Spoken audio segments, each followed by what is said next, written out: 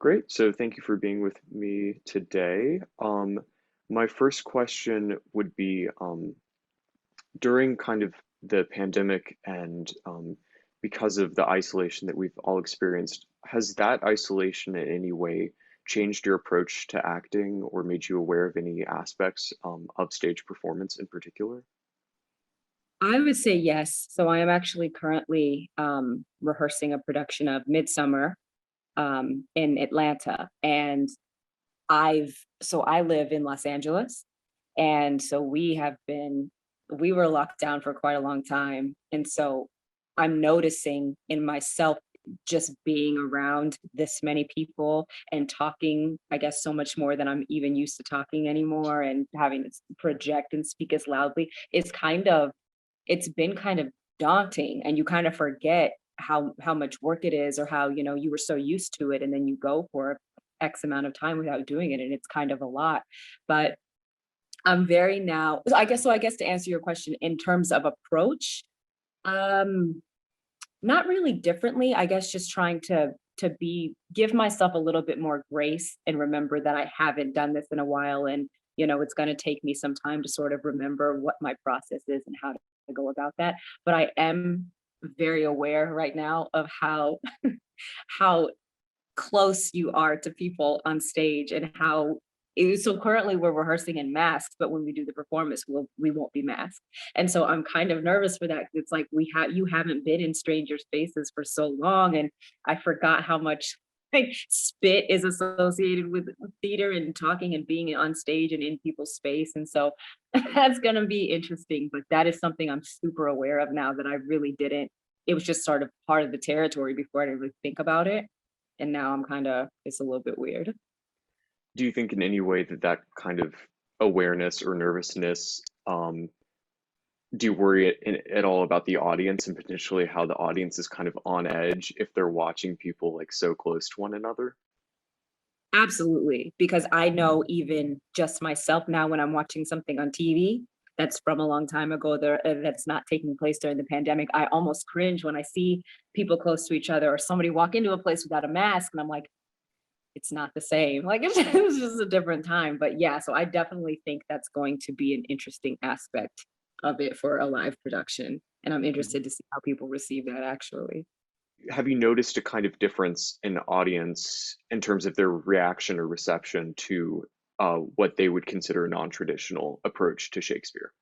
Um, like so it's interesting because this production is actually an all-female cast of Midsummer, and so obviously we haven't done it yet, so I'm not sure in that regard. But I had done a bit of Shakespeare performance before the pandemic, and it was completely non-traditional, and people, at least for the audience that we were performing for at those times, people loved it.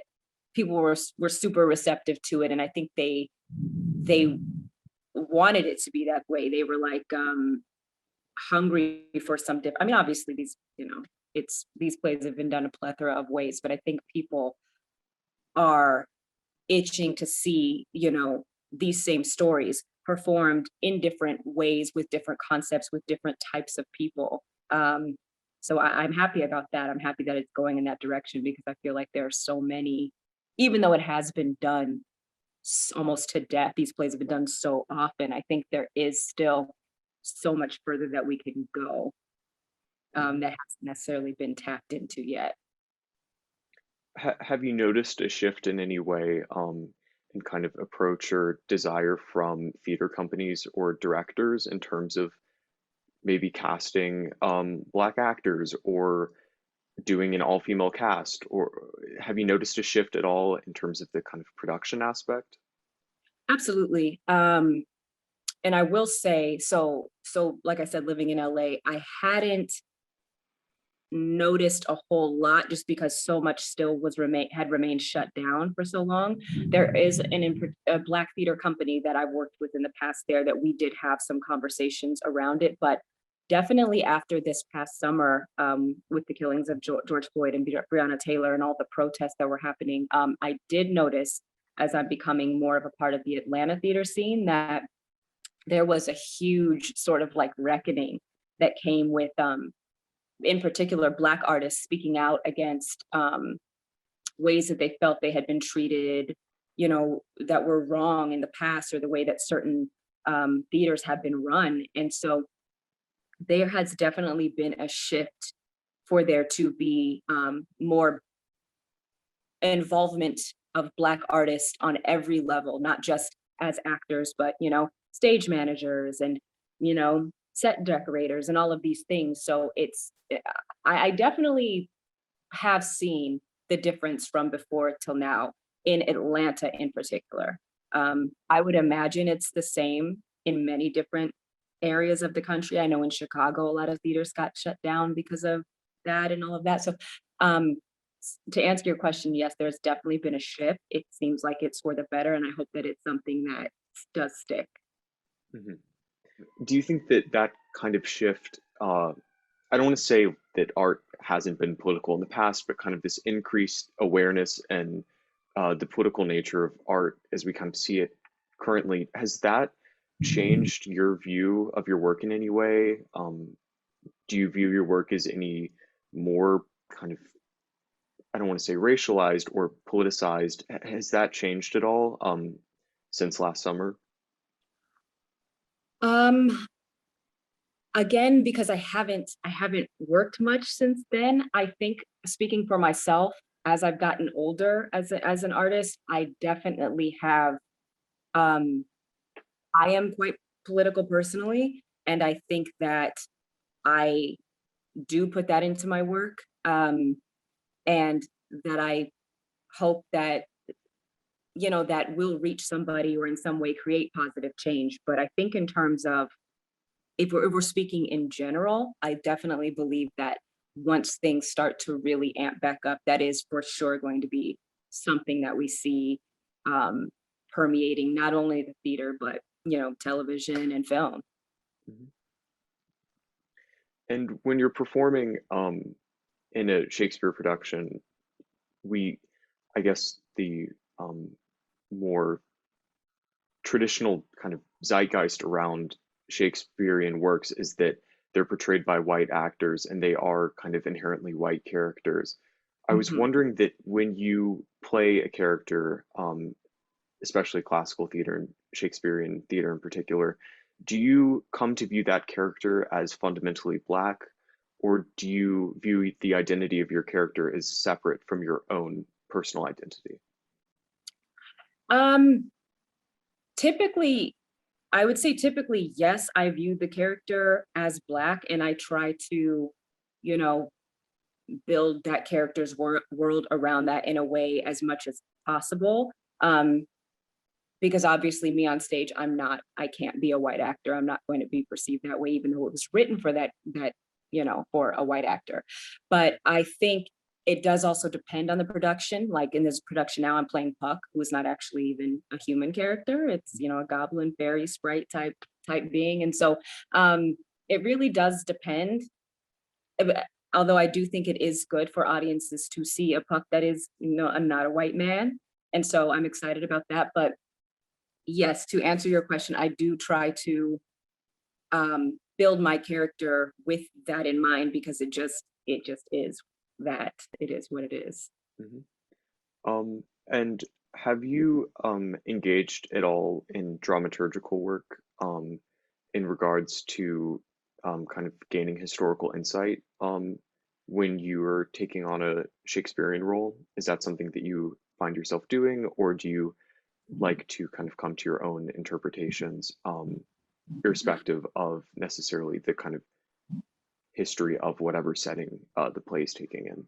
Right. I do. So if the whatever the setting is, I do want to make sure that I am, cognizant of that world and what, the rules of all of that. But um it really just, I guess it does depend what the theme of that particular show is, when it's taking when they the director wants it to take place, when would depend how deep I went into that type of research. But I do try to sort of, regardless, split the difference of, you know, making up my own world for this character that I'm trying to create, and also drawing from the world that they are actually present and living in. Mhm. Um, and I kind of have a very different changing gears kind of question. Is there a specific Shakespeare play or role that you've had a special attachment to but have never been able to perform on stage?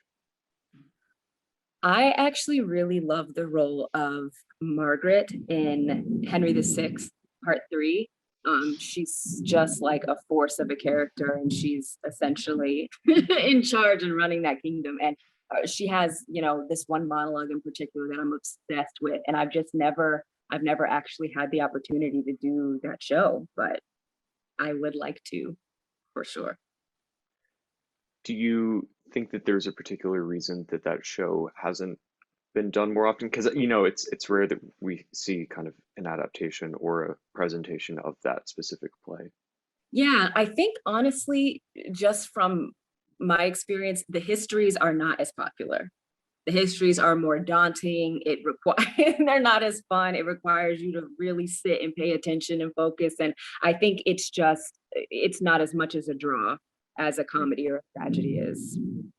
Do you think, from your perspective as an actor, that the histories are as equally daunting, like not just for the audience, but also for actors? Um, it can be. I think it can be. It's sometimes it's, just with all of the language and everything, it can be a bit difficult to follow what's going on and to just, yeah, I think it's definitely, at least I'll speak for myself, I find it more exciting to do one of the comedies or one of the tragedies, and that those are what I have my experience in. I actually have never performed one of Shakespeare's histories, but like I said, I would like to try. I worked on bits of them like in college and stuff like that, but in terms of doing a full production, I have yet to do that. So I can't speak on it so much, but yeah, that's my thoughts on it. Is there a particular like Shakespearean or non-Shakespearean play that you especially connect to in regards to how it relates to gender or racial identity? There is a play, it's a modern play, it's written by Langford Wilson, called The Gingham Dog, and it deals with a couple in the midst of a divorce, and it's a Black woman and a white man, and it takes place in the 70s, when, at the height of the Black Panther Party and all of this. And she is, as time is going on, becoming more and more political and realizing that her and her husband don't have necessarily the same views on it. And so it causes a rift between them, and they decide to get a divorce. And it is actually, even though Langford Wilson is a white playwright, it's written so well, and it's just so realistic. And it's like this huge dilemma that it's like you married this person, you love them, but you don't see eye to eye anymore about, these very important issues. And it's just sort of reminded me of what we dealt with these past 4 or 5 years with, the Trump administration, and literal, true rifts between, family members and all of these things with, one person supporting Trump and the other person can't believe that you're supporting Trump. And it's to me, it's even though it took place so long ago, like it's so timely, and I can understand that, being a Black woman having to deal with those types of things and explain it to the people in your life that don't understand where you're coming from. It's trying to explain it to them is kind of, it's a very difficult spot to be in. And so I really have always loved that play, and I would love at some time the opportunity to work on it, because it's really nuanced and really, it's kind of heavy stuff. Hmm. Um, and going off of that, kind of tying back into Shakespeare, is there any specific idea or concept, or play from Shakespeare that you think is especially potent in our kind of current political climate and era? Yeah. So I really think I would have to say one of the most timely ones is Hamlet. And that's because I remember the first time when I read Hamlet, and I remember thinking, like, this doesn't really even feel like Shakespearean. It felt very sort of modern to me in the way that it was written, I guess, in the sense that like the themes are something that we definitely deal with. Sorry, that we definitely deal with in the sense of like, you know, his father dies. You know, he obviously has the idea that somebody has murdered his father, but you know, his mother moves on, his mother marries someone else, and he's definitely dealing with mental health issues at the time. You know, he's haunted by this. He can't let go of it, and he becomes obsessed with trying to figure out who killed his father. He goes through all these crazy lengths to prove it. He starts to sort of come undone from himself, and he's no longer the same person. And he's speaking to his dead father and all of these things. And I think in the climate today that I'm happy that we're at this point where mental health is a real conversation, and you know, people are actively speaking about their traumas and their triggers and going to get help for them and talk to people about them. And I just, that play makes me think of that. And it's just so interesting that we're at this place in time where it's becoming a strength. It's becoming good to have these conversations and stuff like that. And so that's kind of how I feel about Hamlet, tying to today.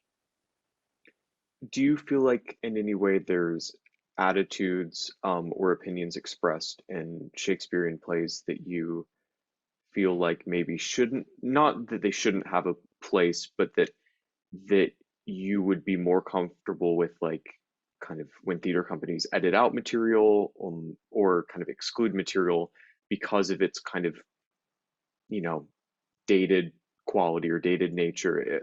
Do you have any thoughts on that? Yeah, I mean, I think